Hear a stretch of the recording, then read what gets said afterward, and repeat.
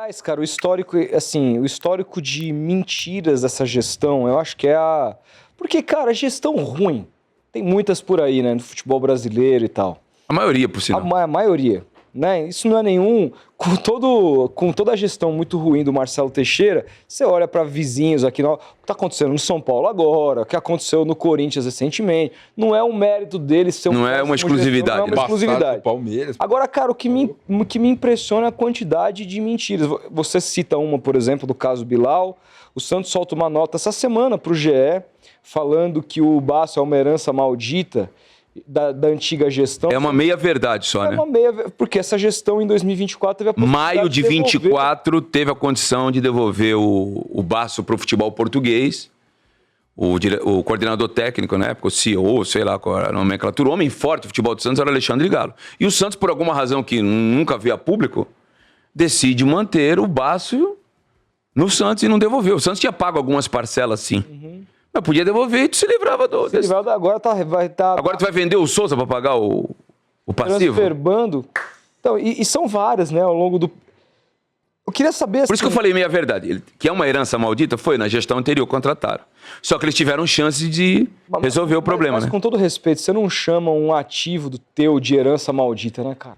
Um cara tava no banco... Não, e isso pega mal com o mercado. Pega mal com o mercado, pega mal com o elenco. Como é que o jogador olha uma nota pública do clube dizendo essa herança maldita de uma gestão? O cara que é um ativo do clube, que tava no banco contra o Novo Horizontino e vai estar no banco hoje contra o Palmeiras, Sim. Provavelmente foi relacionado. Foi relacionado. O Alex Duarte que eu falo. A gestão do cara chamando o cara de herança maldita. Nossa. É que eles falam que a herança é a dívida, né? Eu entendo, mas tá envolvido. Quem é o... Escreve melhor, então. Quem é o ativo. Exatamente. Quem é o ativo que tá jogador, envolvido na jogador. É o João Basso. É o jogador. Entendeu? Então, cara, infelizmente... Como é que você avalia a gestão do Marcelo Teixeira? Cara, ele pegou a situação ruim? Pegou.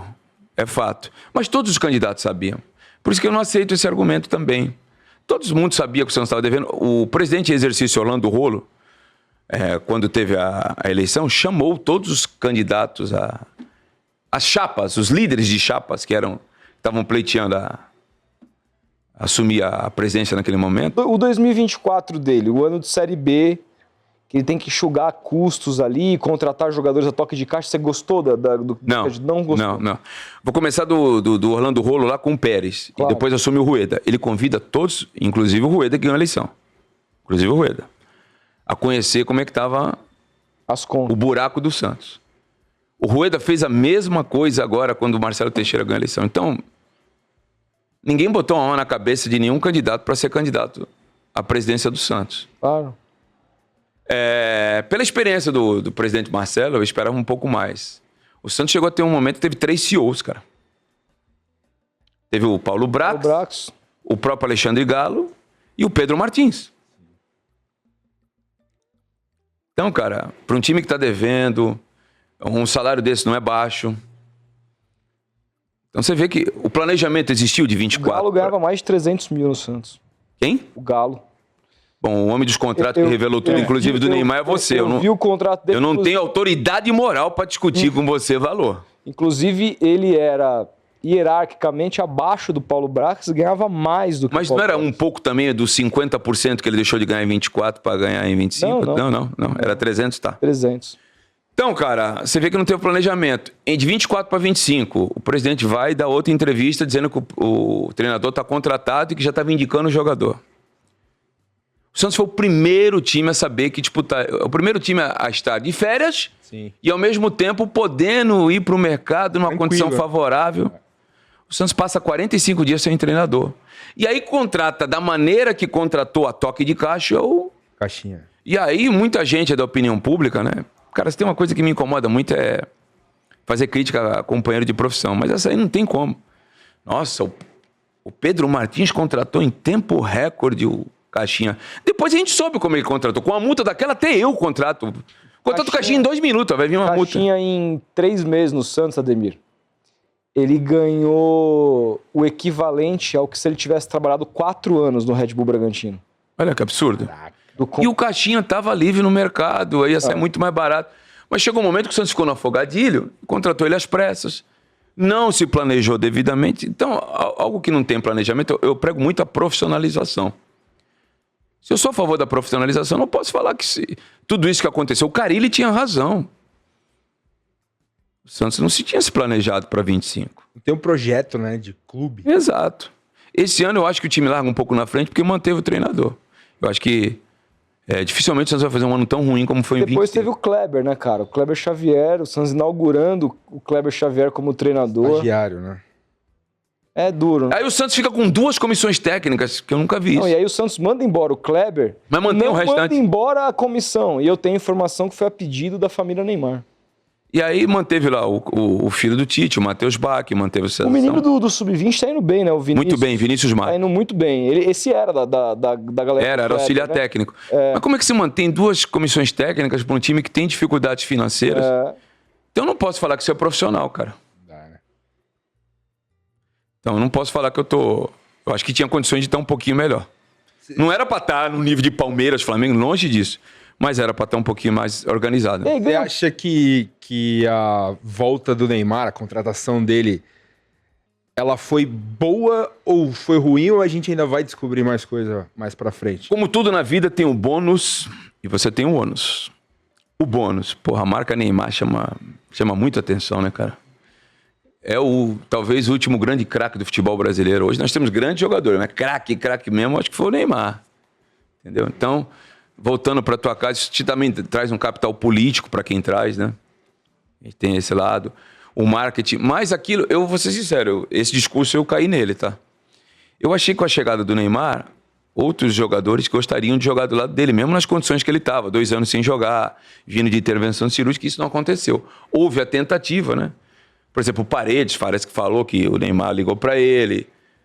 O Verratti, parece que o Neymar... Mas não, o que nós trouxemos? Nós trouxemos o Lautaro, nós trouxemos... O próprio Arthur, que hoje tá comendo a bola no Grêmio. É bom jogador, né, cara? É bom jogador, é bom jogador. Muito bom jogador, cara. Eu vi Santos e Grêmio na Vila, o Grêmio mal das pernas no cabelo, ele deitando, cara. Bom jogador, cara. Muito bom. Muito bom mesmo. Então, eu achei que o Santos ia trazer esse capitão, mas talvez pelo passado do Santos recente, por exemplo, eu falei aqui do Pérez, que comprava jogador e não pagava. O Atipato tem trauma do Santos. O Atipato, o Santos comprou, não pagou e revendeu ele pro Tigre do México. Depois o Santos comprou de volta e pagou o Atipato. O Aguilar, o Santos comprou, vendeu para Atlético Paranaense e não pagou os colombianos. Então o Santos estava com o nome meio sujo no mercado. Talvez isso também tenha colaborado. E a atual gestão também, infelizmente, tem situações que são inerentes à atual gestão. O caso Bastos é um deles. A herança da gestão passada, mas ela teve condições de se livrar. Está aí, o nome no Transferban. Então, eu acreditei nesse discurso. Eu achei que outros jogadores iam formar um Santos competitivo. E isso não aconteceu.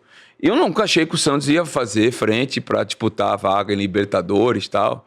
Se eu falar que eu achava isso, não. Mas eu achei que o Santos ia fazer um campeonato bem melhor do que fez.